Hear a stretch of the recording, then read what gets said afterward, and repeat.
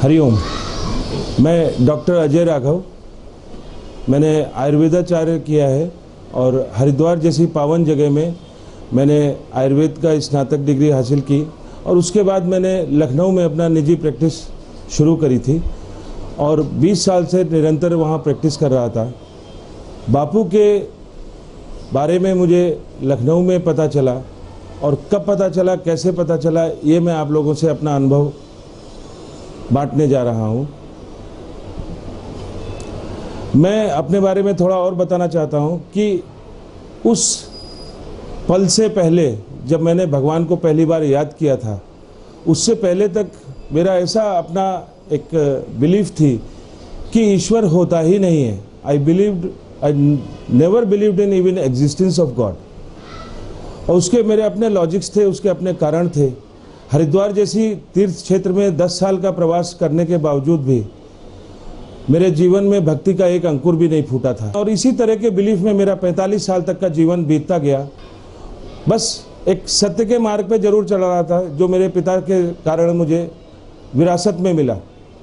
तो ऐसे जीवन चलाते चलाते जब मैं 45 वर्ष का पूरा हुआ तो मेरा एक पुत्र था, एक पुत्री थी जो अच्छे स्कूलों में पढ़ रहे थे और सो कॉल्ड एक सक्सेसफुल लाइफ में जी रहा था। ईश्वर को ना मानते हुए भी मैं सब कुछ पा रहा था, जो कर रहा था वो मिल रहा था, ऐसा ही मैं सोच रहा था। उसी समय एक दिन अचानक एक ऐसा अवसर आया कि मेरे बेटे को एक सर में दर्द होता है। डॉक्टर होने के बावजूद भी मैं उसको कोई गोली नहीं देता हूँ। उसका चश्मा चेक कराया मैंने, चश्मा चेक हुआ, चश्मा नया बना, चश्मा उसने 5-6 घंटे तक लगाया। उसके बाद भी उसको जब कुछ आराम नहीं हुआ, बोल रहा अभी भी बहुत सर में दर्द है।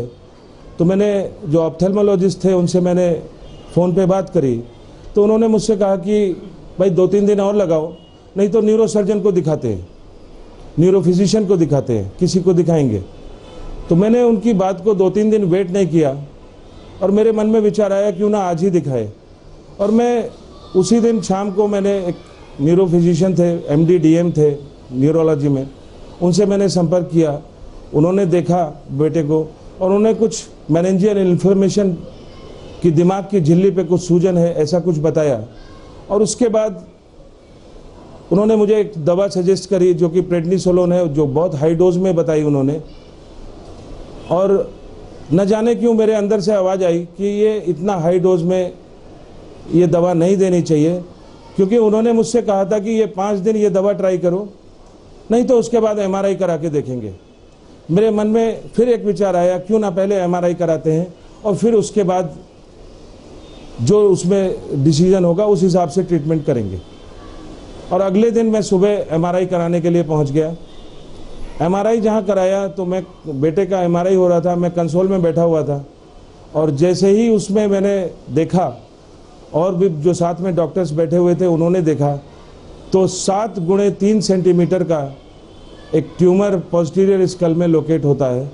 और उन्होंने डॉक्टरों ने आपस में मिलकर हमने तय किया कि इसी ट्यूमर के कारण उसको इतना दर्द हो रहा है और ये ट्यूमर में इतनी सारी एक्टिविटी थी कि उन्होंने बताया कि it is a very fast growing tumour, कि बहुत तेज़ी से बढ़ता हुआ ये ट्यूमर है और इसको तुरंत निकलवाना चाहिए। और तुरंत निकलवाने की जब बात आई तो उन्होंने बताया कि लखनऊ में अवेलेबल जो बेस्ट न्यूरो सर्जन है डॉक्टर DK छाबड़ा, उनसे संपर्क करिए। और अगले दिन मुझे उनका सुबह का सबसे पहला अपॉइंटमेंट मिला और उन्होंने भी जैसे ही रिपोर्ट देखी उन्होंने कहा इमीडिएट सर्जरी इज रिक्वायर्ड। मैं मेंटली प्रिपेयर्ड था, मैंने कहा sir admit him right now. और ऐसे करके अगले दिन उसका ऑपरेशन हो गया। अगले 23 दिसंबर 2005 की बात है ये, उसका एक ऑपरेशन हुआ। जितने उसके ऑपरेशन के खतरे बताए थे वो सब कुछ भी नहीं हुए। बच्चा ठीक होकर पहले ऑपरेशन के बाद अपने रूम में आ गया। दूसरा ऑपरेशन 6 दिन बाद उन्होंने प्लान किया था। 29 दिसंबर 2005 को दूसरा ऑपरेशन हुआ।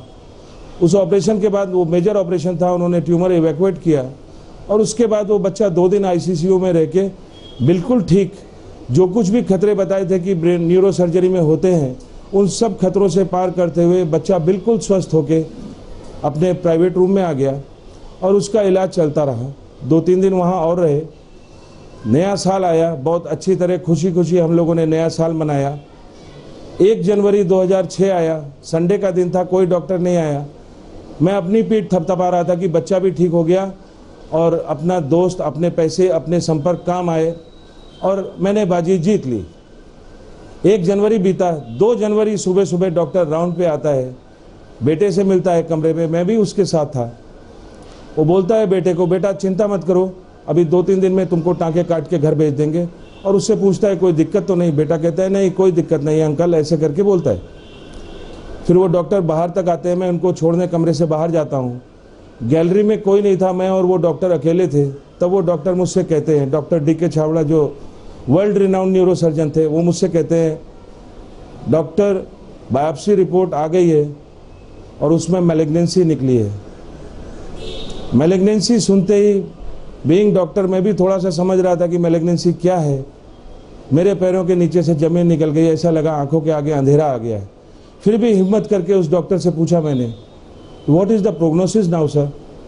तो वो मुझसे कहते हैं, जैसा मेरा सीधा सवाल था उनका सीधा जवाब मिला। मुझे आज तक वो शब्द याद है। उसने साफ साफ कहा था 50% survive up to 2 years with all the possible treatments. एक तरह से उसने मेरे बच्चे का 2 साल से ज़्यादा नहीं चलेगा, साफ साफ कह दिया। फिर भी इतने बड़े कैलिबर का डॉक्टर दोबारा मिलेगा कि नहीं मिलेगा? मैंने एक सवाल हिम्मत करके और उससे पूछ दिया। मैंने उससे पूछा, will he die sir?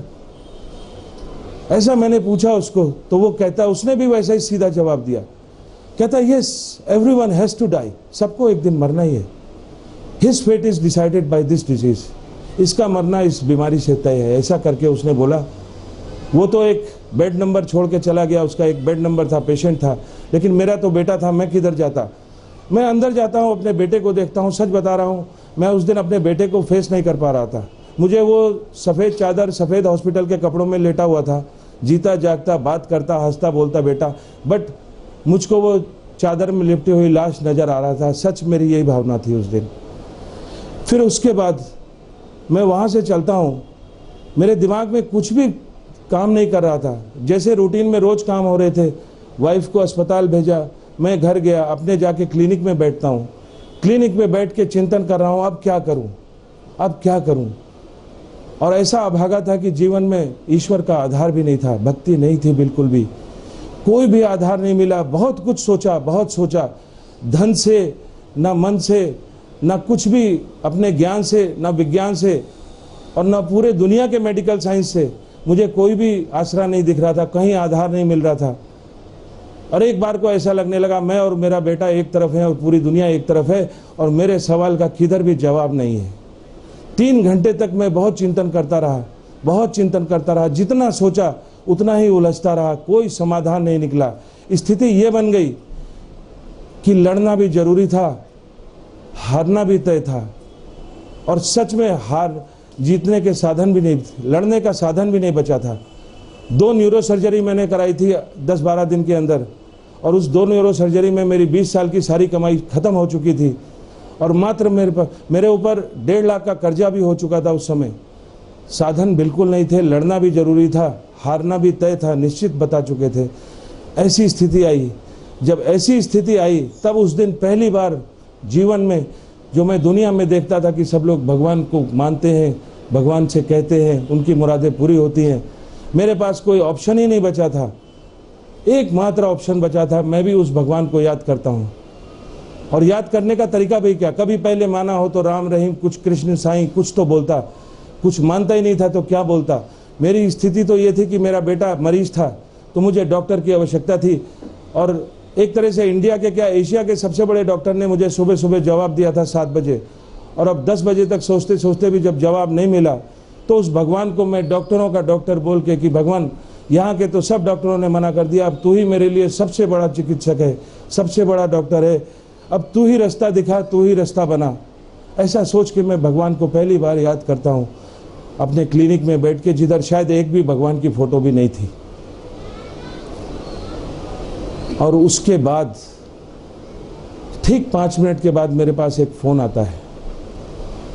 Phone मेरे मित्र का था, डॉक्टर हैं वो। और उसके बाद वो फ़ोन पे बात करते हैं, उनका फ़ोन रोज़ ही आता था, ऐसा नहीं कोई चमत्कार हो गया, रोज़ उनके फ़ोन आते थे, 5-6 बार आते थे। उनकी पत्नी मेरी पत्नी के साथ रोज़ अस्पताल में जा रही थी। 10-12 दिन से एक दूसरे की मदद में रहते हैं, तो वो मदद कर रही थी।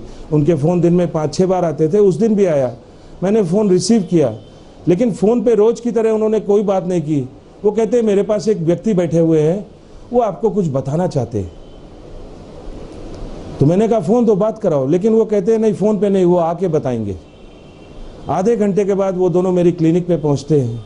डॉक्टर तो मेरे परिचय के थे, जो उनके साथ में आए थे उनसे मेरा कोई परिचय नहीं था, मैं उनसे पहली बार मिल रहा था। तो उनका परिचय कराया तो पता चला ये नारकोटिक्स में कोई सब इंस्पेक्टर हैं, मिस्टर घोषाल करके उनका नाम बताया। और उन्होंने मुझे एक सवाल करते हैं मुझसे, कहते हैं आप साईनाथ को जानते हो, साईं बाबा को मानते हो? तो मैं उनसे अगर कहता कि मैं अभी आधा घंटा पहले भगवान को मानना शुरू किया है, तो वो कहते मेरा मजाक उड़ा रहे। तो मैंने उनसे बड़े प्यार से कहा कि नहीं साहब, मैं तो साईं को जानता ही नहीं हूँ, मानता हूँ कि नहीं मानता मैं क्या बताऊँ। तब वो ऐसा सुनते हैं तो वो मुझे बताते हैं कि भाई साईनाथ साक्षात भगवान है, और ऐसे करके उन्होंने 100 साल पहले अपना निर्वाण लिया था 1918 में। और जो बात वो मुझे बताने जा रहे थे उस पर सीधे आते हुए उन्होंने मुझे बताया कि वो साईनाथ जैसे 1918 में अपने जाते समय अपने एक भक्त हेमाड पंत जी को कुछ सामान देकर गए थे, 1996 में डॉक्टर अनिरुद्ध जोशी नाम के एक डॉक्टर हैं, MBBS MD हैं, मुंबई में हैं, उन्होंने आके वो सामान मांगा। और ऐसे करके ये प्रकटीकरण की पूरी कथा उन्होंने मुझे बताई। साथ में उन्होंने मुझे अपना अनुभव बताया कि सन 2000 में, अब से 6 साल पहले, वो कैसे बापू के संपर्क में आए थे और कैसे उनके जीवन में आनंद आया। सब कुछ बताया उन्होंने। 2-2.5 घंटे तक बताते रहे। वो तो बताते रहे, उनका बताया हुआ कुछ अच्छा लग रहा था, लेकिन मेरी मानसिक स्थिति ऐसी थी कि सुबह सुबह जैसे मेरे बेटे का डेथ वारंट निकला था, मेरे कुछ भी सोचने समझने की शक्ति नहीं थी। मुझे उनकी कुछ भी बात समझ में नहीं आई। 2-2.5 घंटे हो गए। मेरे मन में भाव ये था कि अभी कैंसर के बारे में तुमको बता देंगे, तुम भी उठ के चले जाओगे, भाई क्या बता रहे हो मुझको, मेरी बात का तो समाधान किधर भी नहीं है। ऐसा करके मैंने उनको बोला, लेकिन उनको बोला नहीं, उनको मैंने चाय पिलाई, बड़े प्यार से विदा किया, क्योंकि मेरे मित्र के साथ आए थे, कुछ भी ऐसा नहीं कहना चाहिए जो उनको बुरा लगे। तो मैंने उनको बड़े प्यार से कहा कि साहब आपने बताया अच्छा लगा, कभी बम्बई जाएंगे तो दर्शन करेंगे, कभी बम्बई जाएंगे तो दर्शन करेंगे। मन में भाव ये था, ना बम्बई जाना है ना दर्शन करना है, कौन जाएगा बम्बई और कौन दर्शन करेगा। मेरे पास ना पैसे थे ना कुछ था, मेरा इलाज इतना महंगा था कि मेरे पास उसी का पूरा नहीं पड़ रहा था, तो बम्बई जाने का तो सवाल ही नहीं उठता है। उनको विदा किया, घर आ गए। 2-3 दिन बीत गए, बेटा डिस्चार्ज होके घर आ गया। घर आने के बाद लोगों का मिलने जुलने का सिलसिला चालू हो जाता है। ऐसे ही एक मेरे मित्र आए मिलने के लिए, घर पे मिलने आते हैं, वो छोड़ के मुझे अपना क्लिनिक में चले जाते हैं।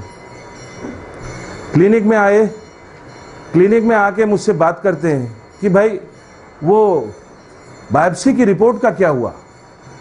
अब मैंने तो कैंसर के बारे में किसी को बताया ही नहीं था, अपनी वाइफ को नहीं बताया, अपने पेरेंट्स को नहीं बताया, और ना कोई मेरा इरादा था बताने का, क्योंकि घर में रोना पीटना मच जाता है। जिसको बताओ वही कंडोलेंस करने लगता है, मरेगा तो 2 साल बाद कंडोलेंस आज से चालू हो जाती है। इसलिए मैंने इरादा कर रखा था किसी को भी नहीं बताऊंगा, जब जो होगा एक साथ रोना पीटना कर लेंगे, बाकी जो मुझे करना है वो लड़ते हैं, इसीलिए मैंने बताया नहीं था।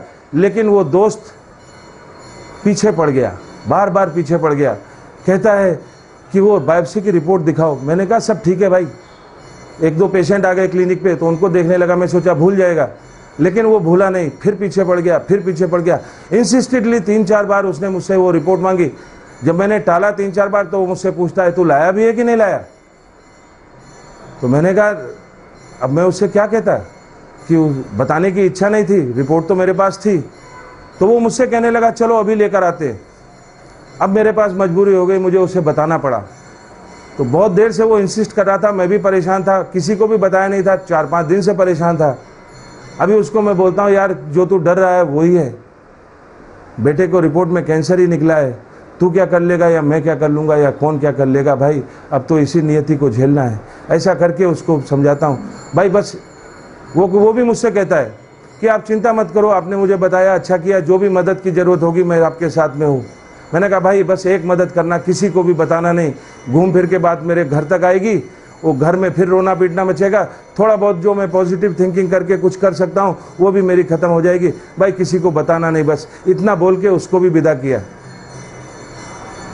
अगले दिन उसी मित्र का फ़ोन आता है, कहता है मैंने परिवार में बातचीत करी, मेरी बुआ को भी कैंसर है, वो टाटा हॉस्पिटल में बम्बई में इलाज कराती है, वहाँ के इलाज से वो ठीक हो चुकी है। पहले 2 महीने 3 महीने उधर ही रह के इलाज कराया, फिर 2-2 महीने पे जाती थी, अभी 6-6 महीने पे फॉलोअप पे जाती है, बिल्कुल ठीक है।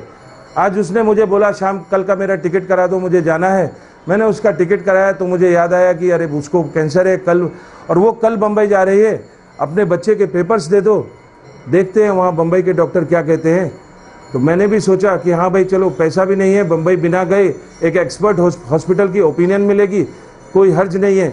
मैंने बच्चे के सारे pre operative post operative papers की एक फ़ाइल बनाई और वो फाइल बना के उन मित्र को दे दी। उन मित्र के साथ वो फाइल बम्बई चली गई। मैं भूल गया। अगले दिन मुझे अपॉइंटमेंट लेना था, क्योंकि रेडियोथेरेपी के लिए 3 से 4 हफ्ते का स्टिपुलेटेड टाइम होता है। उसके बाद रेडियोथेरेपी भी नहीं हो पाती, क्योंकि रेजिडुअल टिश्यू जो बचते हैं वो बढ़ने लगते हैं, तो सर्जरी कराई हुई भी बर्बाद हो जाती है। इसलिए 3 से 4 हफ्ते में रेडिएशन कराना ही चाहिए। तो मैंने मेडिकल कॉलेज जाके अपॉइंटमेंट लिए, वहाँ मेरे कुछ मित्र थे पहचान के, वो सब बात हुई और मुझे 18 जनवरी का 2006 का अपॉइंटमेंट मिला कि आप 10 बजे आके रेडियोथेरेपी शुरू कराइए। उन्होंने ब्रेन की रेडियोथेरेपी प्लान करी थी 6 हफ्ते तक, रोज़ हफ्ते में 5 बार रेडियोथेरेपी देंगे। 30 रेडियोथेरेपी प्लान करी, 5,000 रुपये हफ्ते का इलाज बताया। 30,000 रुपये का इलाज था। इत्तेफाक से मेरे पास उतने ही पैसे बचे हुए थे। मैंने कहा चलो ठीक है, काम चलेगा, बाकी अपना क्लिनिक चलती रहेगी, खर्चा चलता रहेगा, अपना शहर है, अपने लोग हैं, सब होता रहेगा। बम्बई जाने का मेरा फिर भी कोई विचार नहीं था, कोई इरादा भी नहीं था, और मैं सेटिस्फाइड हो गया कि एक मेडिकल कॉलेज का एक अच्छा ट्रीटमेंट मिलने जा रहा है, अब आगे देखते हैं क्या होगा। मैं 18 जनवरी का वेट कर रहा था। 14 जनवरी को उसी दोस्त का फ़ोन आता है कि आज शाम को मेरी बुआ लौट के आ रही है, आके मिलो, वो पेपर तुम्हारे लौट लेकर आएगी। मेरा कोई बम्बई का अभी तक भी इरादा नहीं था, मुझे कोई इंटरेस्ट भी नहीं जग रहा था, तो मैंने उस दिन उसको टाला फ़ोन पे कि भाई आज मैं क्लिनिक में थोड़ा बिजी हूँ, कल संडे है, कल आऊँगा। और उस समय सच में मेरे मन में ये विचार था कल भी कुछ बहाना मार देंगे, कौन जाता है। फिर अगले दिन संडे आया, दिन में 2-3 बार अनायास दिमाग में बात आई कि वो बूढ़ी बुआ थी, 60-65 साल की उम्र रही होगी, वो मेरे बेटे के लिए उसने कुछ तो एफर्ट डाला होगा, जाके कहीं तो पेपर दिखाए होंगे। मैं अगर लेने ही नहीं जाऊंगा पेपर, उसको बुरा लगेगा, उसको बुरा ना लगे इसलिए मुझे जाना चाहिए। ऐसा सोच के मैं शाम को जब क्लिनिक ऑफ करी, मैं उनके घर जाता हूँ, फ्रेंड को साथ में लिया और उसके बुआ के घर में गया। वो बुआ ने पेपर्स मेरे वापस किए। उस पेपर्स के बैक में टाटा मेमोरियल हॉस्पिटल के डॉक्टर राकेश जलाली का नाम लिखा था, और उन्होंने अपना फ़ोन नंबर दिया था और 5-6 चीज़ों की लिस्ट बना के दी थी कि ये सब सामान लेके और इस बच्चे को लेके एक बार कम से कम ज़रूर इस हॉस्पिटल में लाके दिखाए। ऐसा बोला तो मैंने कहा चलो ठीक है। मन में ये विचार था कि सब डॉक्टर ऐसे ही करते हैं, पर्चा देखते हैं तो मरीज को ही बुलाते हैं, पर्चे में तो इलाज हो नहीं सकता, इलाज तो मरीज का होता है। चलो मैं उस डॉक्टर की और यहाँ के ऑन्कोलॉजिस्ट की दोनों की आपस में बात करा दूंगा और जो बेटर ट्रीटमेंट होगा वो लिया जाएगा। बम्बई जाने का कोई विचार नहीं था। ऐसा थोड़ा बुआ को भी इंडिकेट किया कि मेरा 18 जनवरी से लखनऊ में ट्रीटमेंट होने वाला है और बम्बई जाने का मेरे पास खर्चा पानी भी ज़्यादा नहीं है, यहीं पे मैं सेटिस्फाइड हूँ, देखते हैं क्या होता है। ऐसा बोल के बुआ को विदा करके नमस्ते करके, जाड़े की रात थी, 15 जनवरी की रात को मैं बाहर आया। मैं अंदर ही उनको सी ऑफ करके आया था, लेकिन जब मैं अपनी कार स्टार्ट कर रहा था, वो बुआ फिर लौट के आई मेरे पास, इशारे से मुझको रोकती है और फिर उसके बाद मुझे बोलती है कि डॉक्टर साहब एक बात मैं आपको कहती हूँ, आपको कैंसर का कोई भी ट्रीटमेंट लेना है तो आप लखनऊ में शुरू भी मत कराना। ऐसा वो बोली और बोल के फिर वापस अंदर घर में चली गई। मैंने अपने फ्रेंड को साथ में लिया, उसको उसके घर ड्रॉप किया। उसके बाद मैं 15-20 मिनट का मेरे घर का रास्ता था, मैं अपने घर की तरफ बढ़ता हूँ तो वो बुआ की बात मेरे दिमाग में बार बार स्ट्राइक करती रहती है। ऐसा क्यों बोली, ज़रूर कुछ खराबी देखी होगी तभी बोली है। जहाँ से वो ठीक हुई है मुझे उधर ही इलाज कराना चाहिए। ऐसे ऐसे करके विचार आने लगे और फिर जो बात मैं 15 दिन में डिसाइड नहीं कर पाया था, घर पहुँचते पहुँचते 15 दिन में 15 मिनट में वो बात डिसाइड हो गई कि अब मैं लखनऊ में ट्रीटमेंट नहीं कराऊंगा। जहाँ वो ठीक हुई है मुझे वहीं जाना चाहिए। उसका मेरे जीवन में अगर पदार्पण हुआ है, संपर्क में आई है, ज़रूर उसका कुछ निमित्त होगा, मुझे उसको फॉलो करना चाहिए। जहाँ वो ठीक हुई है मुझे वहीं इलाज कराना चाहिए। तो ऐसा मैं मन में ठान के कि अब मैं बम्बई ही जाऊंगा, वहीं इलाज कराऊंगा। मैं अपने घर पहुंचता हूं। अभी तक घर में तो कैंसर डिक्लेयर नहीं किया था। घर में तो सब सोच रहे थे अब ठीक है, ठीक ही हो जाएगा। अब कैंसर डिक्लेयर करे बिना तो बम्बई जा नहीं सकते। घर में आता हूं, सबसे पहले अपनी वाइफ को बोलता हूं कि ऐसे ऐसे मेरे पेपर्स, बच्चे के पेपर्स मैंने आगे भेजे थे और उसके रिपोर्ट में कैंसर निकला है और मैंने पता किया है बम्बई में भाई इसका बहुत अच्छा इलाज होता है और हम जाके वहीं इलाज कराएंगे। ऐसा करके मैं वाइफ को डिस्क्लोज करता हूँ। वो उस दिन मुझको पता चला भक्ति में कितनी शक्ति होती है। उसके एक शब्द थे, मैं सोच रहा था सुनेगी तो रोएगी, धोएगी, चिल्लाएगी, इसलिए मैंने उसको घर में नहीं बताया। घर से बाहर टहलते हुए सड़क पे बताया, अकेले में कोहरे भरी रात में उसको बता रहा था मैं, बाहर सड़क पे टहलते हुए। लेकिन वो क्या कहती है बात सुन के, ना रोई ना धोई, कहती है बाबा का बच्चा है, अपने पास रखें चाहे हमारे पास छोड़ दें, उनकी मर्जी है। ऐसा करके वो बोलती है। उसके बाद वो जाके अपने बाबा से जो भी प्रार्थना करनी है करती है। मेरे मन में एक बात आती है कि बेटा है, 14-15 साल का है, पढ़ा लिखा है, सब कुछ इंटेलिजेंट है, अभी कल को मुंबई जाएगा, उसको कैंसर हॉस्पिटल में जाएगा, वहाँ पता लगेगा मुझको कैंसर नहीं है तो यहाँ क्यों लाए हैं। तो मैंने कहा मैं भी उसको भी बता देता हूँ ताकि मेरा और उसका विश्वास बना रहे। नहीं तो कल को मैं उससे कहूँगा बेटा चिंता मत कर, तू ठीक हो जाएगा, वो कहेगा नहीं मेरा बाप मुझसे झूठ बोलता है, पहले भी छुपाया था, अब भी झूठ बोल रहा है, मैं ठीक होने वाला नहीं हूँ।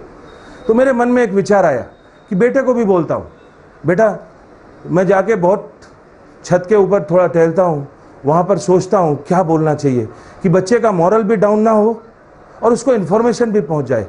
मैं एक एक शब्द टाइट्रेट करता हूँ, 15-20 मिनट तक मन में स्क्रिप्ट बनाता हूँ, फिर जाके बहुत पेशेंटली बच्चे को बोलता हूँ, Sunny you have been very brave up till now, we have fought this surgery very well and we have won over it and now a little bit of element of cancer has been seen in your reports. और अभी थोड़ा सा इससे लड़ने के लिए बेटा मैंने पता किया है, मुंबई चलेंगे, उधर टाटा में इसका बहुत अच्छा इलाज होता है, वहाँ चल के ठीक कराएंगे। ऐसे करके मैंने उसको ये सत्य भी उजागर कर दिया। जिस बात को बताने से मैं सोच के डर रहा था कि पत्नी को पता चलेगा या बेटे को पता चलेगा क्या हुआ, आज पता नहीं किधर से हिम्मत आई थी, मैंने दोनों को वो सत्य बता दिया। और कहते हैं कि परमात्मा सत्य स्वरूप होता है। जैसे ही वो सत्य प्रकट हुआ, मेरे मुंह से एक शब्द अचानक पता नहीं कहाँ से निकलता है। 15 दिन पहले से जो बात मुझे बताई थी एक बार भी दिमाग में नहीं आई थी। I never gave a second thought to it. आज वो बात मेरे मुंह से अनायास निकल जाती है। बम्बई जाने की बात बेटे को बोलता हूँ, साथ में एक बात साथ साथ निकल गई। कहता हूँ उसको, यार बेटा बम्बई में एक बापू हैं, पता नहीं बापू के बहाने हम टाटा जा रहे हैं कि टाटा के बहाने बापू के दर्शन करने जा रहे हैं, बम्बई चल रहे हैं। मैं बेटे के कमरे से बाहर आता हूँ तो मुझे याद आया उस दिन उस आदमी को ऐसे हाथ जोड़ के मना किया, कहा था मैंने कि भाई साहब कभी बम्बई जाएंगे तो दर्शन करेंगे। अपना खुद का वही सीन खुद को याद आ गया कि अब तो बम्बई जा ही रहे हैं भाई, उसने कोई गलत बात तो नहीं बताई थी, दर्शन करना ही चाहिए। ऐसा विचार मन में आया तो अपने मित्र डॉक्टर को मैंने फ़ोन लगाया कि भाई वो जो साथ में आए थे तुम्हारे बता रहे थे, उनका कुछ अता पता मालूम है? कह रहा हाँ मेरे घर के पास रहते हैं। मैंने उसको बताया, अब तो पत्नी और बेटे को बता दिया था, अब मुझे किसी को बताने का भय नहीं था। उस डॉक्टर मित्र को भी बताया कि यार बेटे को ऐसे ऐसे कैंसर डिटेक्ट हुआ है, अभी मुंबई जाना है इलाज के लिए, तो सोच रहे हैं वहाँ भी जाएंगे जहाँ वो बता रहे थे, तो उनसे कुछ अता पता ले लेते हैं। ऐसा बोल के मैं उनके घर जाता हूँ।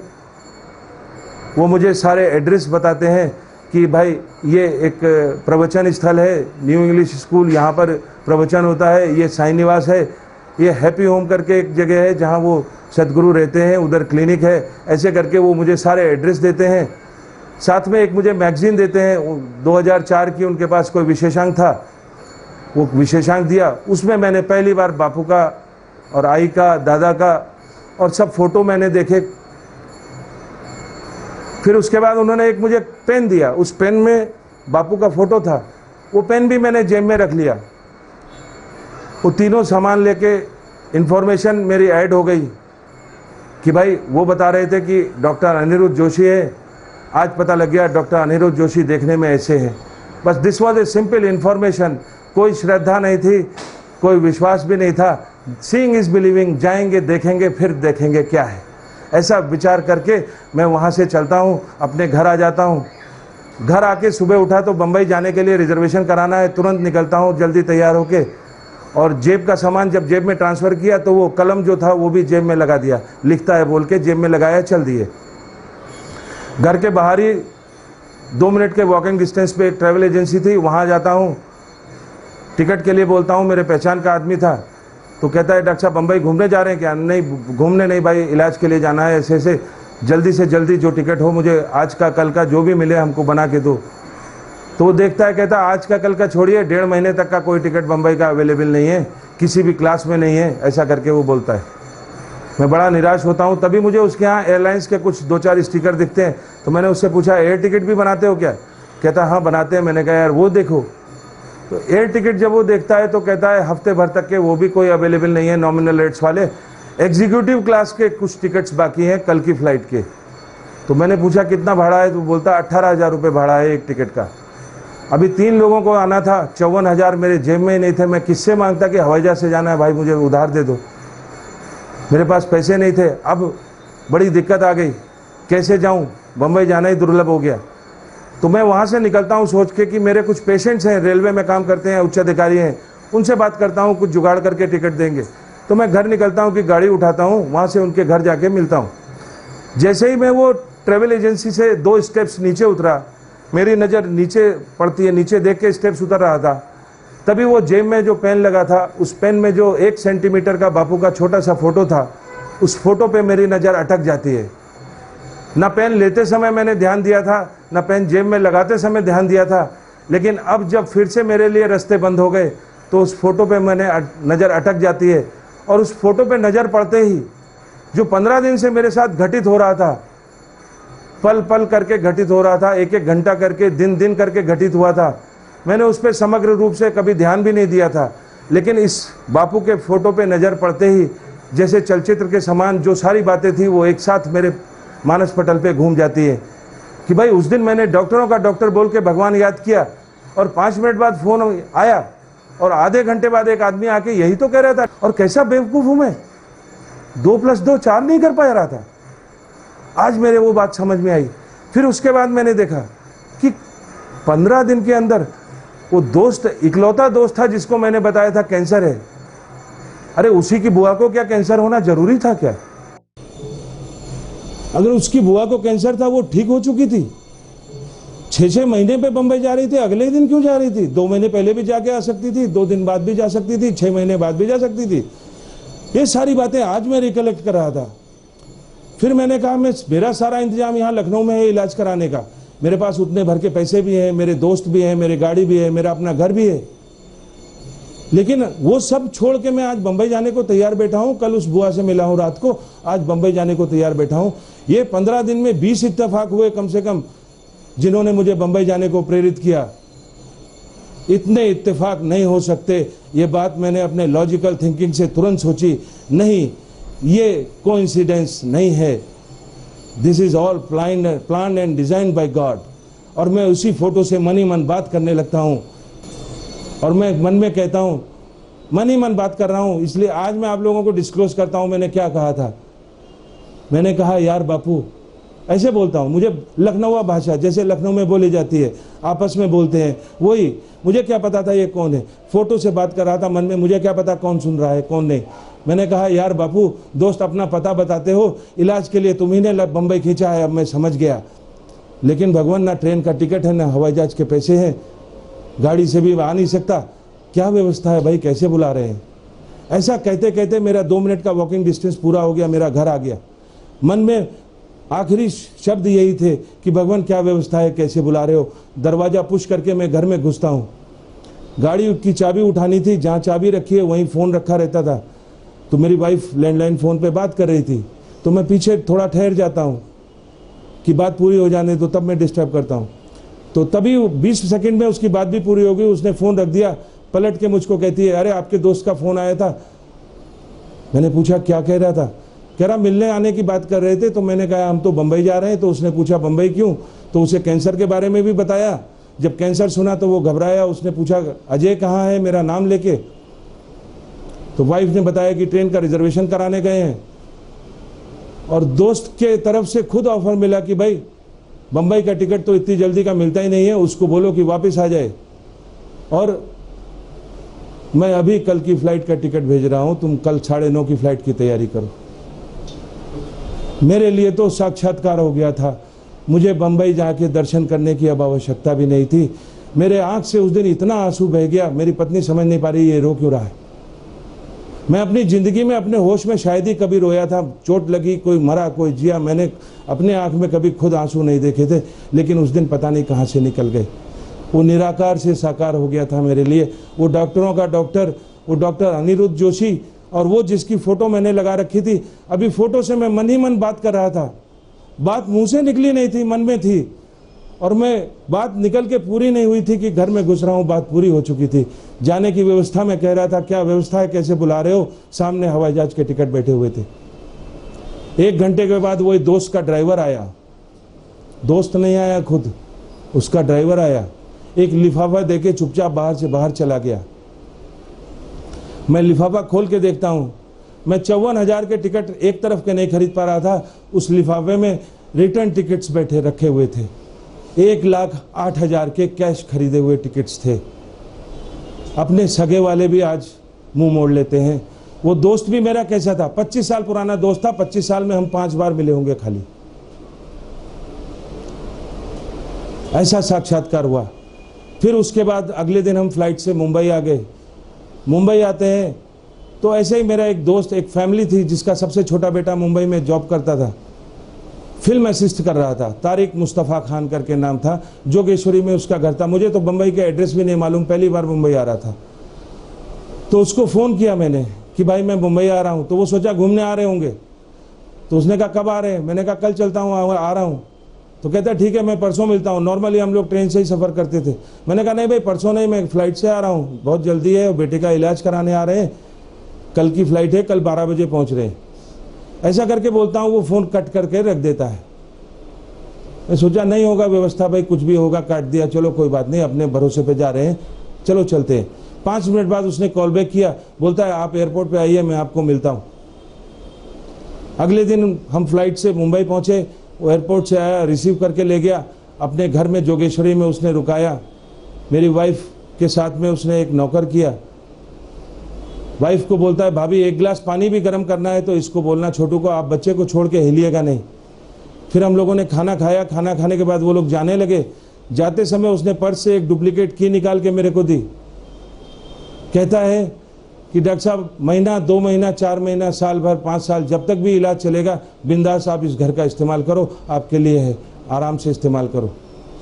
ये चाबी आपको देता हूँ। हम लोग तो कभी आते हैं कभी नहीं आते, फिल्म लाइन के लोग हैं, हमारा कोई टाइम निश्चित नहीं है। चाबी आप अपने पास संभाल के रखो, आराम से इस्तेमाल करो।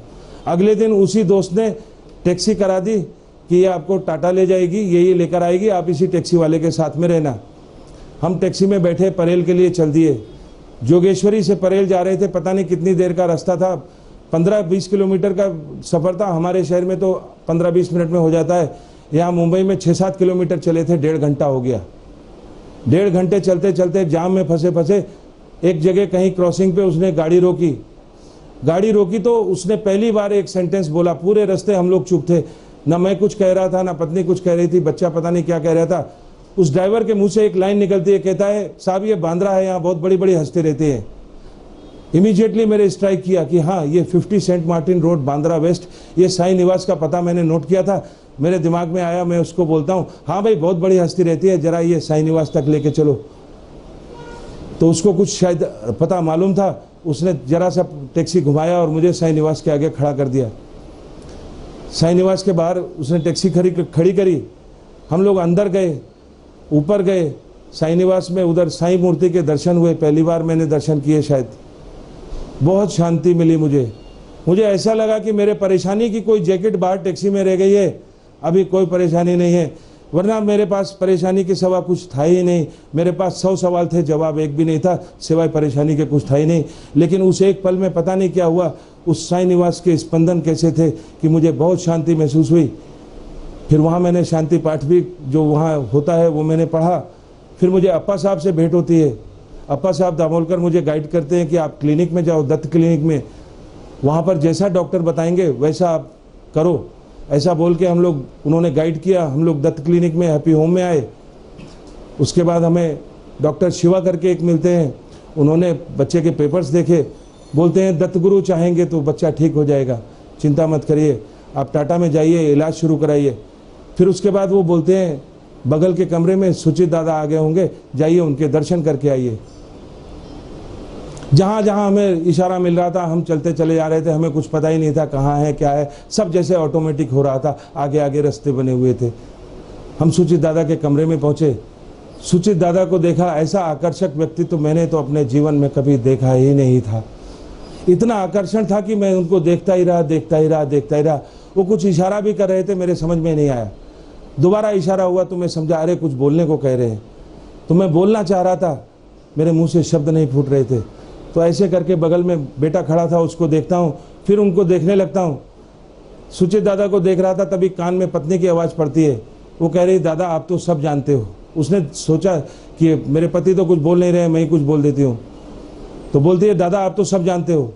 तब सुचित दादा का जो इशारा था आज तक मुझे अच्छी तरह याद है। वो मेरे बेटे की तरफ यूं उंगली करके कहते हैं, उनकी उंगली बराबर यूं हिल रही थी, इस बच्चे का कुछ भी बिगड़ने वाला नहीं है, सिर्फ उस एक पे विश्वास रखो। जैसे ही वो एक बोलते हैं मेरे दिमाग में वही स्ट्राइक करता है 2 जनवरी को जो मैं याद कर रहा था, डॉक्टरों का डॉक्टर। और ऐसे करके वो बोलते हैं। फिर उसके बाद कहते हैं आप लोग जाइए टाटा में इलाज शुरू कराइए और आप पति पत्नी दोनों हनुमान चालीसा 5 बार पढ़ा करिए। उसके बाद हम लोग निकलते हैं, टाटा हॉस्पिटल पहुंचते हैं। काफ़ी लेट हो गए थे, कहाँ 9-10 बजे पहुंचना था, हम 2:30-3 बजे लंच के बाद पहुंचे। 2 डॉक्टर्स के नाम हमको डॉक्टर शिवा ने बताए थे, टाटा में काम करते हैं, बापू के जूनियर्स थे, बापू के भक्त भी हैं। हमने उनके नाम पूछे पहले कि अपने पहचान के लोग मिलने चाहिए तो अच्छा रहेगा, लेकिन पता चला दोनों बिजी हैं, अभी अवेलेबल नहीं है। तो जिस डॉक्टर ने बुआ के हाथ पेपर भेजे थे मैं उनसे जाके मिलता हूँ। वो बच्चे को मिलते हैं, पेपर्स देखते हैं, फिर उसके बाद कहते हैं अरे इसमें एक रिपोर्ट आपने नहीं कराई है, उसको तुरंत कराइए। तो वो मुझे नानावटी हॉस्पिटल गाइड करते हैं, वहाँ पर जाते हैं। वहाँ पर एक रिपोर्ट होती है, वो MRI उन्होंने निकालने को बोला, वो MRI निकाला। अभी तक तो ब्रेन की बात हो रही थी, लेकिन टाटा हॉस्पिटल में पहुँचते ही उन्होंने क्रेनियो स्पाइनल MRI करने को बोला, ब्रेन और स्पाइन दोनों का MRI बोला। पैसे बहुत खर्च हो रहे थे, मेरे मन में था शायद इतने पैसे खर्च हो जाएंगे, मैं कैसे करूँगा। लेकिन तभी वहाँ पर बिना कहे बिना भागे वो डॉक्टर जो वहाँ पर थी, वो उन्होंने मुझे मेरे वाउचर के ऊपर 3000 रुपीज़ डिस्काउंट भी लिख दिया। मैं ये सब इसलिए बता रहा हूँ, इससे आप लोग जान सकते हैं कि उसका अकारण कारुण्य कैसा होता है, उसकी कृपा कैसे कैसे मिलती है। आगे तक मिलती जा रही थी बिना मांगे, मैं सोच भी नहीं पा रहा था और मुझे कृपा मिलती जा रही थी। उसके बाद अगले दिन हम रिपोर्ट लेने गए। रिपोर्ट का 9 बजे का टाइम था, 9 बजे से 11 बजे मुझे जाके टाटा में रिपोर्ट करना था। 9 बजे से वेट करते करते 11 वहीं नानावटी हॉस्पिटल में बच गया। जब देर हो गई तो मैं 2-3 बार इंक्वायरी की तो वो डॉक्टर खुद आई दौड़ती हुई मेरे पास। वो कहती है कि कुछ जगह मुझको डाउट हो रहा है और वहाँ पर कुछ विजिबिलिटी क्लियर नहीं है और मैं उसका MRI दोबारा करना चाहती हूँ। उसने बहुत एफर्ट करके दोबारा MRI किया और फिर उस चीज़ को क्लियर किया और 1 बजे रिपोर्ट मेरे हाथ में आती है। मैं वो रिपोर्ट देखता हूँ, रिपोर्ट देख के और भयभीत हो जाता हूँ। अभी तक तो ब्रेन का मसला था, ब्रेन में ट्यूमर था, इवैक्यूएट हो गया था, आगे इलाज कराना था। अभी स्पाइन में भी T11 और T12 पोजीशन पे 2 कैंसर के लीजन्स उन्होंने डिटेक्ट कर दिए। 1 mm और 2 mm के बहुत इनिशियल स्टेज में 2 लीजन्स उनको स्पाइन में भी मिल गए। आदमी बीमारी बढ़ी हुई देख के और भगवान को कोसने लगता है, भगवान ये क्या कर दिया तूने। मेरे मन में पता नहीं कहाँ से भाव आया, मैं भगवान को धन्यवाद करता हूँ। भगवान तूने लखनऊ से बुला के कितना अच्छा किया, जो ये चोर बीमारी यहाँ पता लग गई। लखनऊ के डॉक्टर्स तो 2 महीने का ट्रीटमेंट प्लान करके बैठे थे और उन्होंने स्पाइन को टच भी नहीं किया था। मुझे पक्का पता लग गया कि वो जो लखनऊ में ट्रीटमेंट था that was not a treatment of cure. और यहाँ आके जो उन्होंने मुझे वो ढूंढ निकाला, तो अब टाटा में जाके देखेंगे कुछ तो इलाज होगा ही, जब पता लग गया है तो कुछ तो करेंगे। मैं टाटा हॉस्पिटल पहुंचता हूं, वहां पर डॉक्टर देखते हैं, वो भी सीरियस हो जाते हैं, पूरी डायग्नोसिस चेंज कर देते हैं। जो पोस्ट ऑपरेटिव सिंपल मेडुलोब्लास्टोमा था, जिसमें सिर्फ उनको 6 हफ्ते रेडिएशन देने की बात थी, वो डायग्नोसिस पूरी चेंज हो गई। Post operative high risk medulloblastoma M2 stage, ऐसा करके नई डायग्नोसिस बनी। फिर वो डॉक्टर ही मुझे सांत्वना देने लगता है, कहता है आप चिंता मत करिए, US प्रोटोकॉल की स्टडी आई हुई है और हम आपके बच्चे को उस स्टडी में देख के उस स्टडी में लेके उसका ट्रीटमेंट करेंगे। और उन्होंने मुझसे कुछ पेपर साइन कराए और बेटा प्रोटोकॉल स्टडी में ट्रीटमेंट पाने के लिए वहाँ पर रजिस्टर्ड हो गया। जब सब वो रजिस्ट्रेशन हो रहे थे तो डॉक्टर मुझसे कहता है कि आपका फाइल नंबर क्या है। तो मैं पूछता हूँ सर कौन सी फाइल और कौन सा नंबर आप पूछ रहे हैं? तो वो कहता है अरे टाटा की फाइल। तो मैं उसको कहता हूँ सर टाटा की अभी तो फाइल नहीं बनी, मैं कल आपसे मिला था, आपने MRI के लिए भेजा था और आज मैं रिपोर्ट लेके आया हूँ, आपने ये यहाँ पर ये फॉर्म भर रहे हैं, अभी तक तो फाइल बनी नहीं। तो वो 2 डॉक्टर्स थे, तो उनमें से एक पेन रख के बैठ गया, कहता how come this is possible, you have seen 2 specialist, your son has been designated the treatment for next 9 months, अगले 9 महीने के लिए उसका इलाज तय हो गया है और आप कह रहे हो अभी तक फाइल नहीं बनी। अरे जल्दी जाओ फाइल बना के लाओ। अभी 4:30 बजे जब सब फाइल जमा करने का टाइम होता है, मैं फाइल बना के लाया और वो फाइल बनती है। एंड दैट डे और आज तक का दिन आउट ऑफ द वे जाके कैसे बापू ने मुझको कहाँ भेजा, आज तक भी लाइन में लगना नहीं पड़ता है। वो प्रोटोकॉल स्टडी का केस है, वो किधर भी जाता है उसका फाइल भी डॉक्टर के पास ही रहती है, ना कोई लाइन होती है ना कुछ होता है, जाते हैं दिखाते हैं चले आते हैं। आज की बात बता रहा हूँ। लेकिन उस दिन तो मैं बिल्कुल बहुत परेशान था। खाली इलाज उसका डिफाइन किया था उन्होंने कि अगले 9 महीने ये इलाज चलेगा। मंगलवार को हम मुंबई पहुंचे थे, बृहस्पतिवार को उसका इलाज डिसाइड हो चुका था, अगले 9 महीने तक क्या इलाज होना है। बाद में मुझे यहाँ रह के पता चला कि इलाज तय करने में 3-3 महीने लग जाते हैं और इंतजार में इंतकाल हो जाता है पेशेंट का। गुरुवार का दिन था, उधर ट्रीटमेंट डिसाइड हो गया। मैंने कहा आज भाई गुरुवार का दिन है, बापू का दर्शन करना चाहिए, चलो वाइफ को भी हॉस्पिटल से घर वो सबको लिया और न्यू इंग्लिश स्कूल प्रवचन के लिए सुनने के लिए हम लोग शाम को पहुंचते हैं। तो मेरे मन में ऐसा विचार था कि ना मीडिया में खबर है ना कुछ अखबार में मैगजीन में, किधर भी बापू का कोई जिक्र नहीं है, कोई 1000-2000 लोग किसी हॉल में आके स्कूल में बैठते होंगे, ऐसा सोच के मैं उधर गया था। जब वो स्कूल के चारों तरफ हमने टैक्सी में घूम के देखा, किधर से भी घुसने का रास्ता नहीं था, सब तरफ लंबी लंबी लाइन लगी थी।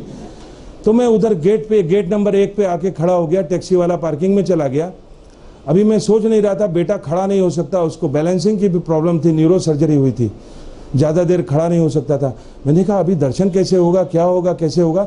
तो मैं ऐसे ही मन में सोच ही रहा था, तभी एक वॉलंटियर वहाँ पर जो कार्य सेवक थे वो मेरे पास आते, वो हमसे पूछते आप कहीं बाहर गाँव से आए? मैं उनको कहता हूँ हाँ बाहर से आए। तो कहते कहाँ से आए? हमने कहा हम लखनऊ से आए। तो कहते अरे अपने लखनऊ में भी क्या बापू को जानते हैं लोग? मैंने कहा साहब लोग का तो पता नहीं, बापू की कृपा हुई है, मैं जान पाया हूँ और आज दर्शन के लिए आया हूँ, पहली बार आया हूँ। अच्छा आप पहली बार आए हैं? ऐसा करके कुछ मराठी में आपस में बात करते हैं और बड़े गेट में छोटा गेट खोला और हमको उधर से एंट्री मिली बिना किसी लाइन के। फिर से वो गेट के अंदर गए तो सामने देखा करीब 150 मीटर लंबा मैदान है, आगे स्टेज बना है, उधर अपने हनुमान जी की, राम जी की, साईं बाबा की, दत्तगुरु की, गायत्री माता की, सबकी फोटो लगी हुई है। काफ़ी सारे लोग बैठे हुए, पीछे थोड़ी जगह थी, हम वहाँ बैठ गए। बेटा थक गया था, उसको गोद में लिटा लेता हूँ।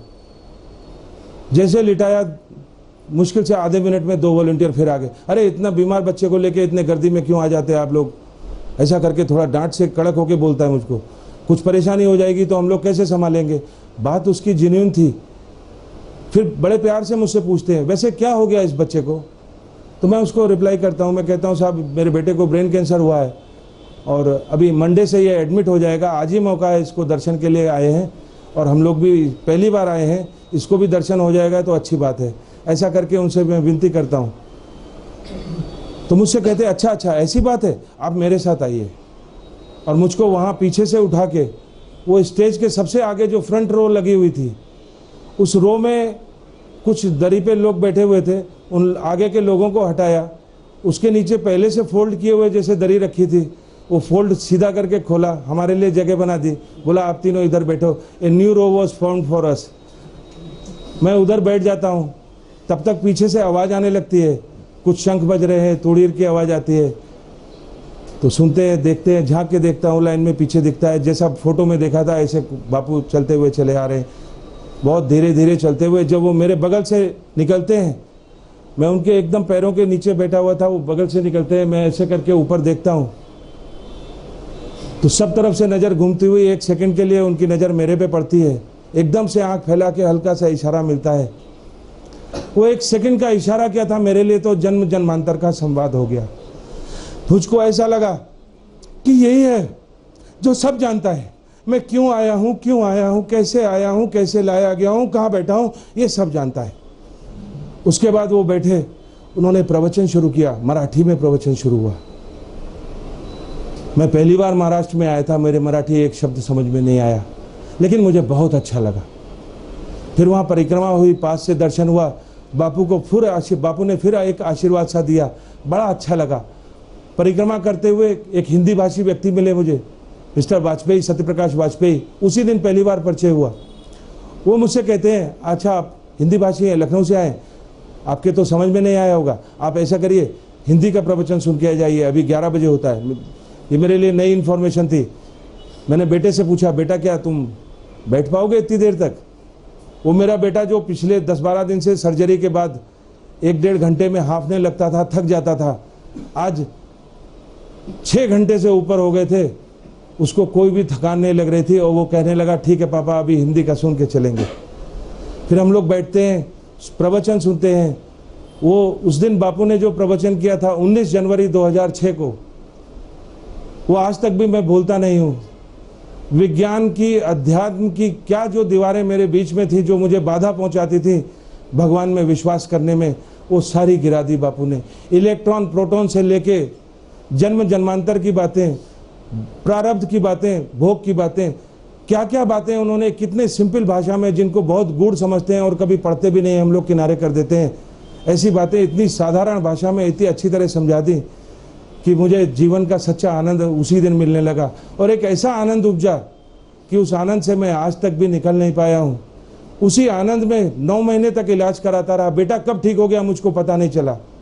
मैं 30,000 रुपये लेके मुंबई आया था, मेरे हाथ से 6.5 लाख रुपये खर्च हुआ मुंबई में, टाटा हॉस्पिटल में रह के। मेरी कमाई के साधन सब चुक चुके थे, मैं खुद कर्जे में था, लेकिन इसके बावजूद भी मुझे एक बार भी याचक नहीं बनना पड़ा। वो 6.5 लाख रुपए मेरे हाथ में समय से पहले, जरूरत से ज़्यादा हमेशा मौजूद रहे। एक बार भी मुझे सोचना नहीं पड़ा कि कल इतना खर्चा है तो मैं कहाँ से करूँगा। बापू के सानिध्य में रहते रहते कब उनके शरणागत हो गए, कब उनके सेवा में लग गए, मुझको कुछ पता ही नहीं चला। उसके बाद बेटा, जो पहला MRI होता है 1.5 महीने के ट्रीटमेंट के बाद, उस MRI में बेटा पूर्णतः कैंसर से मुक्त था। और वो दिन है और आज का दिन है, हर 6 महीने पे चेकअप होता है, आज तक भी उसको कैंसर रिलैप्स नहीं हुआ है, पूर्णतः मुक्त है। और खुद भी अभी मेडिकल में कहीं ना कहीं वो ट्राई कर रहा है, भगवान ने चाहा तो उसका भी कहीं ना कहीं सिलेक्शन हो जाएगा। हरिओम।